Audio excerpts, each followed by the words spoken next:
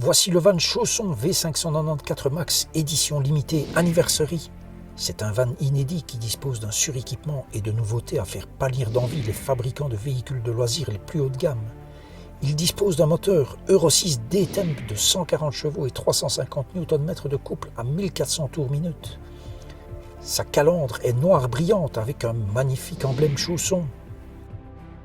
Et de chaque côté du véhicule est astucieusement disposé un bloc optique entouré d'un noir du plus bel effet. Au bas du pare-choc, tout en rondeur, deux magnifiques feux anti-brouillard.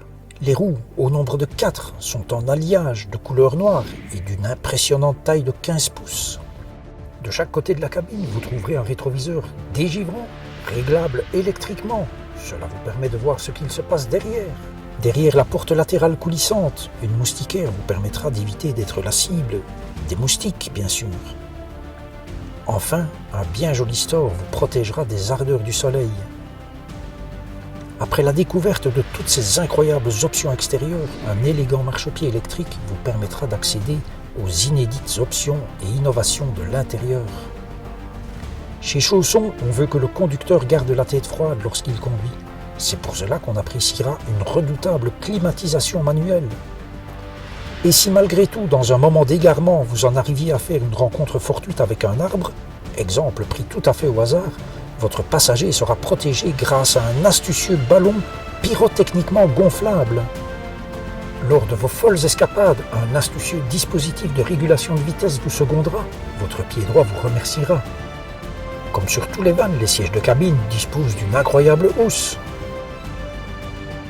Le lanterneau dit panoramique n'a rien de panoramique, mais ce n'est pas grave. Il est donné pour un 70 par 50 alors qu'il fait réellement 60 par 40. Les stores de cabine vous offriront une intimité incomparable, que vous soyez seul ou en train de besogner madame. Pour autant que le store tienne, évidemment. Et pour terminer, l'ensemble est habillé d'une couleur desert sand, autrement dit en français sable du désert, dont on ne sait trop si elle est plus jaune que sable ou l'inverse, mais qui constitue incontestablement la nouveauté, et probablement d'ailleurs la seule nouveauté de ce van. Série spéciale, limitée, inédite, suréquipée? Qu'en est-il vraiment? Ce van méritait bien une telle présentation, très sarcastique de ma part, je l'avoue, puisqu'après tout les vendeurs youtubeurs ou youtubeurs vendeurs et autres journalistes du web en font une présentation absolument dithyrambique avec force superlatif. Ah, mais tu es négatif, tu critiques toujours, me direz-vous. Moi je pense qu'il ne faut pas confondre critique avec honnêteté ou même lucidité.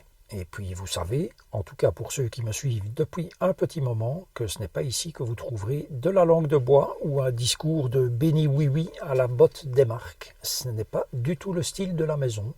Alors entendons-nous bien, ce van, je l'ai choisi, je l'ai acheté en toute connaissance de cause et il est très bien en incluant ce que j'ai dû rajouter par rapport à l'équipement d'origine.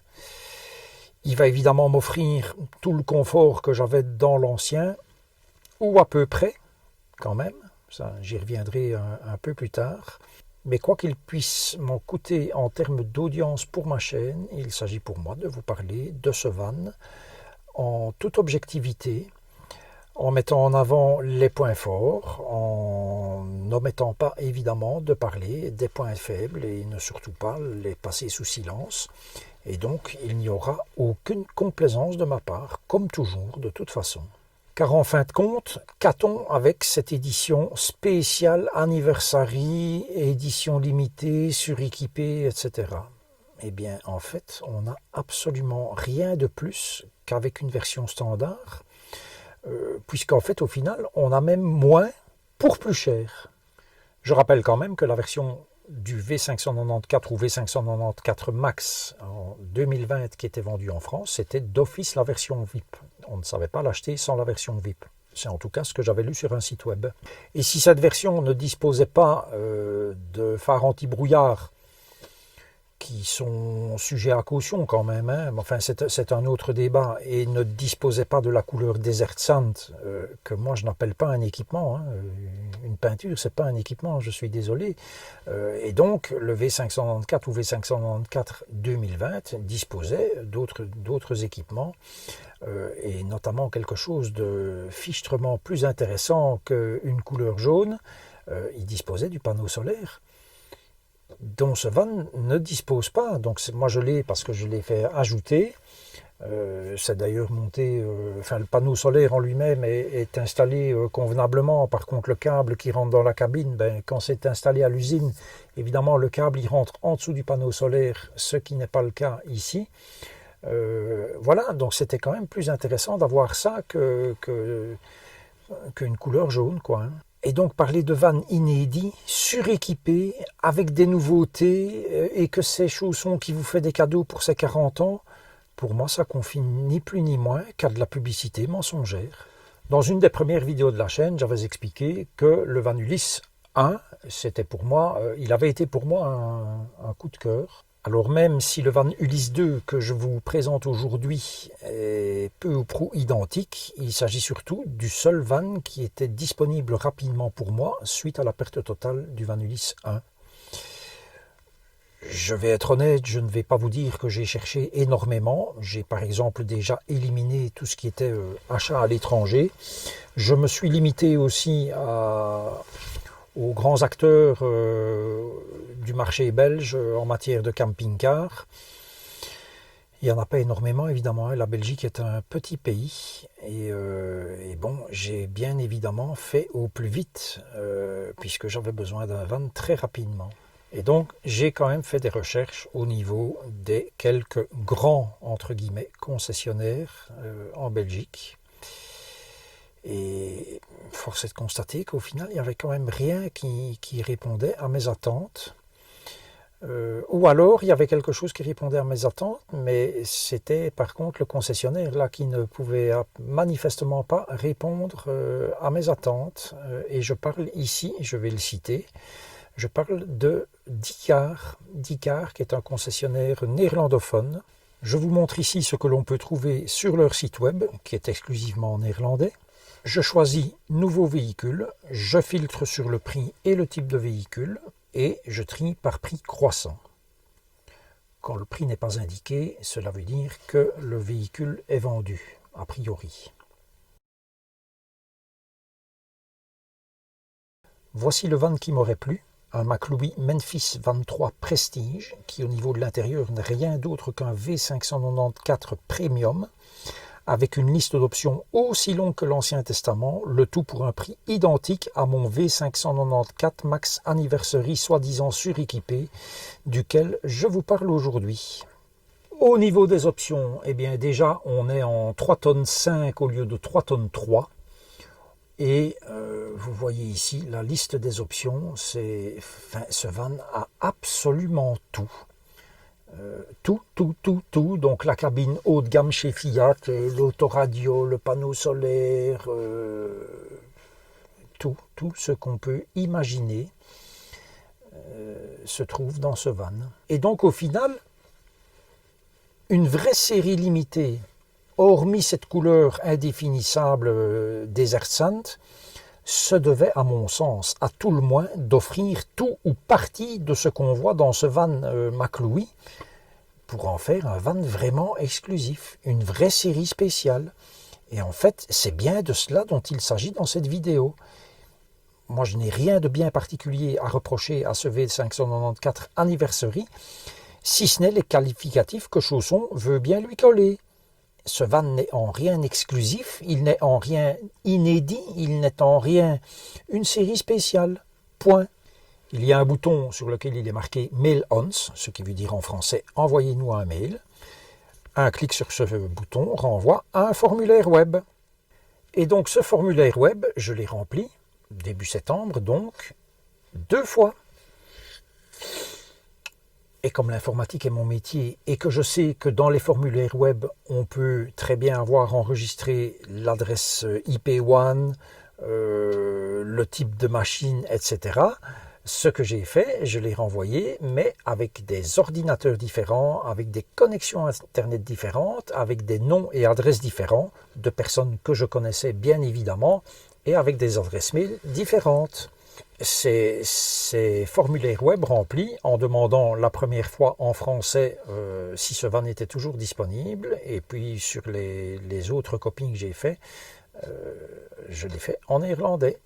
Et puis il se fait que je pense que je serai mort avant d'avoir une réponse à ces demandes, via leur site web pourtant.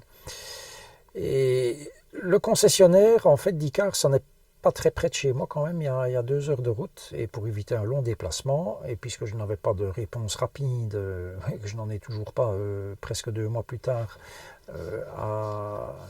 au formulaire, je me dis je vais téléphoner. Dès que ça décroche, pour le néerlandais, pousser sur 1, et pour le français, pousser sur 2. Tout ça en néerlandais bien sûr. Donc je pousse sur 2. Dans ce genre de cas, vous vous attendez à tomber sur une personne qui parle en français au moment où ça répond. Que nenni, déjà, j'ai essayé plusieurs fois, jusqu'à chaque fois 7 minutes d'attente, jamais personne qui décrochait. Je serais curieux d'essayer de choisir néerlandais au lieu de français pour voir si ça décroche plus vite. Bref, à un moment donné, je me suis dit, tant pis, je vais laisser sonner, puis la petite musique d'attente jusqu'à ce qu'on me réponde. Et on m'a répondu après 12 minutes, très exactement. Et au bout de ces 12 minutes, quand bien même j'ai choisi français pour la langue, je tombe avec une personne qui me salue en néerlandais. Et comme je balbutie quand même un petit peu le néerlandais, je lui dis bonjour en néerlandais. Je pense que c'est une simple question de respect. Quand on peut pratiquer un minimum la langue, voilà, c'est un signe de bonne volonté. Et donc je dis à mon interlocutrice, Goedenamiddag mevrouw, ce qui veut dire bonjour, mais on est l'après-midi, donc c'est comme en anglais good afternoon. Ik heb een van op uw website gezien. Référentie 6621, ce qui veut dire bonjour madame, j'ai vu une annonce sur votre site, référence 6621, et là je coince en néerlandais sur le mot disponible, dont je ne retrouve plus l'équivalent néerlandais, et je passe en français. Et puisqu'après tout, j'ai quand même choisi le français dans le menu. Et donc là, je lui demande, voilà, je voulais savoir si ce véhicule est toujours disponible. Et là, au moment où je bascule en français, et pendant que je parle, j'entends qu'elle me dit « Allô, allô, allô », comme si elle ne m'entendait plus. Je regarde mon smartphone, elle me dit « Si, elle doit m'entendre, il n'y a pas de problème ». Je repasse en néerlandais. Vu que mes souvenirs d'école remontent et que je sais maintenant, je me souviens comment on dit disponible en néerlandais, c'est beschikbaar. Et je lui dis, is dit van nog beschikbaar? Ce qui veut dire, est-ce que ce van est encore disponible? Et là, comme par magie, de nouveau, elle m'entend. C'est fou, hein? Et donc elle me dit, je vais vous passer mon collègue. Tout ça en néerlandais. Et donc son collègue, je l'ai au bout du fil, il balbutie à peine le français, guère mieux que moi je ne balbutie le néerlandais, mais enfin pour finir, voilà, il me dit que le van n'est plus disponible. Et je lui dis ok, et qu'est-ce que vous avez en stock? Monsieur, pour le moment on n'a rien du tout en stock. Voilà. Très bizarre, alors que sur leur site, il y a quand même 10-15 vannes minimum en stock. Et donc c'est incompréhensible. Et au moment où j'ai préparé cette vidéo, il y a 15 jours, je n'ai plus vérifié depuis, cette liste de vannes disponibles était toujours disponible sur leur site avec le prix. Donc voilà. Je ne sais pas si cette expérience a quelque chose à voir avec les querelles linguistiques en Belgique, mais si c'est le cas, vous avez un petit aperçu de ce que ça peut être. Le même genre qu'au Canada ou en Suisse, d'ailleurs, parce que les querelles linguistiques, c'est pas propre à la Belgique, ça existe chez eux aussi. Et donc même si le Van Ulysse 2 n'est pas ce vers quoi j'aurais été naturellement, si j'avais eu largement le temps d'attendre mieux, il n'en demeure pas moins que mes choix étaient quand même relativement limités, parce qu'il me fallait un véhicule rapidement, j'étais absolument sans rien. Et donc le Van Ulysse 2 Revenons-y justement, parce que si la publicité que Chausson en fait est une chose et que je voulais en parler tellement je trouve ça honteux de prendre à ce point les gens pour des imbéciles, voire même pour des débiles, il n'en demeure pas moins qu'hormis la chambre, la soute et les garnitures des sièges, ce van est rigoureusement identique au premier, à ceci près que la sellerie est bien plus jolie, c'est vrai. Vous l'avez vu dans les images d'introduction. De même que la couleur de la table, une espèce de gris anthracite et alors une texture bien plus agréable. Pour moi, c'est un petit rien texturé. Donc je préfère de loin cette table-ci à la précédente. C'est bien plus dans mes goûts. Après, pour la chambre, il est évident que cette version Max, de mon point de vue, enfin déjà ne me correspond pas à moi, et de mon point de vue ne correspond pas à une optique van life, parce que ça impacte grandement la taille de la soute. Et non seulement ça impacte la taille de la soute, mais forcément le corollaire c'est que ça impacte le nombre d'armoires, et donc il y a vraiment très peu de place pour ranger ses affaires. Maintenant, si vous m'avez trouvé négatif jusqu'ici, mais comme je l'ai dit, pour moi c'est de la lucidité, ni plus ni moins, c'est un langage sans complaisance. Je n'en reste pas moins concentré sur le côté positif des choses. Je me dis par exemple que si d'aventure j'ai l'occasion de partir avec mon fils, ce qui était normalement prévu au mois de septembre, eh bien ma foi, il aura son lit. Et ça sera évidemment plus agréable pour lui comme pour moi de disposer de son propre lit. Et comme je l'ai déjà dit à l'une ou l'autre reprise dans les vidéos précédentes, je m'adapterai. J'ai une très grande faculté d'adaptation, encore plus depuis 7 ans, puisque du jour au lendemain, et quand je dis du jour au lendemain, c'est au sens propre, du jour au lendemain, j'ai dû m'adapter. J'ai dû apprendre à cuisiner, j'ai dû apprendre à faire la lessive, à repasser, parce qu'il n'était pas question pour moi que mon fils, qui avait choisi de vivre avec moi, ne puisse pas avoir des repas convenables ou des vêtements parfaitement lavés ou repassés pour partir à l'UNIF. De même qu'il n'était pas question pour moi que je me laisse aller. Où en est-on maintenant? Ça fait une semaine que j'ai le van. Vous avez été au courant dans la vidéo précédente de mes petits soucis de moteur déjà. Soucis de frigo, soucis de store, des pressions mal mises, une fermeture sur la baie de la porte latérale, une fermeture qui a été mal montée, donc qui ne sert même à rien. Alors je sais bien que ces baies latérales de l'extérieur, un pied de biche et on n'en parle plus, hein, c'est réglé en 2 secondes. Mais n'empêche, quoi d'autre? Enfin, beaucoup de petits détails, des problèmes de conception aussi, hein, par exemple. Tous les réservoirs sont du même côté. Donc dans le V594, le réservoir d'eau propre est côté passager, à l'arrière. Dans ce van-ci, le V594 Max, le réservoir d'eau propre est de l'autre côté. Autrement dit, du même côté que le réservoir à carburant. Donc, le conducteur, le réservoir d'eau propre, plus le réservoir de carburant, plus le réservoir d'AdBlue, tout ça se trouve du même côté. Mais pourquoi changer de côté par rapport au V594 tout court? C'est ridicule, ça n'a aucun sens.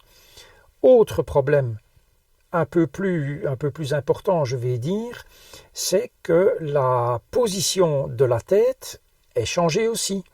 Donc dans le V594, l'éclairage de la chambre, c'est-à-dire les 2 petites lampes de chevet, elles se trouvent côté conducteur. Donc on dort avec la tête côté conducteur et les pieds côté, je ne sais pas si je montre comme il faut à la caméra. Donc ici je suis sur le siège conducteur, donc la tête là et les pieds par là. Dans ce van-ci, c'est l'inverse. Ce qui veut dire qu'on a les pieds, qu'on a la tête juste à côté du frigo. Oui, mais la nuit, quand le frigo fonctionne sur le gaz et que tout d'un coup, il se dit « Oh là, il serait temps de refroidir un peu » et qu'il se met en route, eh bien, écoutez, ça fait maintenant 5-6 nuits que je passe dans le van et toutes les nuits, je suis réveillé par le brûleur le brûleur du frigo qui se met en route. Pourquoi ne pas avoir laissé la même position pour dormir? Qu'est-ce que ça changeait pour eux de laisser cette position-là? Absolument rien. Donc, ce sont des défauts de conception majeurs pour moi. Quelle est l'andouille qui a fait ça? Je me le demande. Enfin, voilà. Bref, j'ai pris mes marques. Je vous montrerai à l'occasion, dans une prochaine vidéo, comment j'ai organisé la soute. Mais de toute façon, ça a été vite organisé puisque c'est minuscule. C'est vraiment très très très petit. Donc, trottinette, adieu. Et alors, je vous montrerai comment j'ai aménagé un demi-lit pour en faire un espace de rangement sur le sommier, sur un demi-sommier en fait. Je montrerai ça dans une prochaine vidéo. Parce que pour le moment, j'ai quand même pas mal de choses à faire au niveau développement pour un client. Et puis voilà, j'espère quand même pouvoir partir, mais comment ça va se passer avec les couvre-feux, les confinements, etc. Je ne sais vraiment pas. Voilà, j'espère que vous avez apprécié cette vidéo, j'espère que vous avez apprécié l'introduction qui a quand même représenté un certain travail pour moi. Je vous donne rendez-vous pour la suivante, et d'ici là, profitez de la vie et portez-vous bien. À bientôt.